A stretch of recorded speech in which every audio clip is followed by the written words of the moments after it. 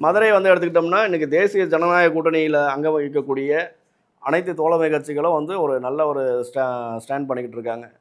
மக்களுக்கான ஒரு நல்ல திட்டத்த குடுத்துக்கிட்டு ஏன்னா, இவங்க இந்த திராவிட முன்னேற்றக் கழகம் மதுரையில வந்து நடத்தக்கூடிய அரசியல் வந்து ஜாதிய அரசியல பண்ணிக்கிட்டு இருக்காங்க. மதுரையில இப்ப 90% ஜாதிய அரசியல் தான் திமுக பண்ணிக்கிட்டு இருக்கு. அப்போ அத உடைக்கணும்னா, அத வந்து மாற்று ஒரு அரசியல் கொண்டு வரணும்னா, அது அனைத்து இந்திய அண்ணா திராவிட முன்னேற்றக் கழகம் தலைமையிலான தேசிய ஜனநாயக கூட்டணி கட்சிகள். இது எல்லாமே இணைந்து இன்னைக்கு செயல்படும்போது, இன்னைக்கு முழுவதுமாக எல்லாமே இன்னைக்கு இந்த விளம்பர மாடல் குடுத்து கொண்டிருக்கக்கூடிய அண்ணன் ஸ்டாலின் வந்து ஒரு மனக்கணக்கு போட்டிருந்தாரு. நாங்க 200க்கு வெல்லுவோம், 234க்கு மேல வெல்லுவோம் அப்படின்ட்டுலாம் ஒரு மன மன மமதையில சுத்திட்டு இருக்காரு.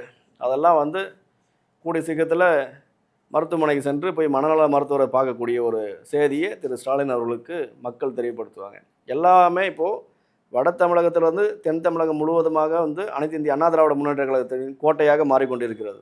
இதுதான் உண்மையான கருத்து. கள நிலவரம் இதுதான்.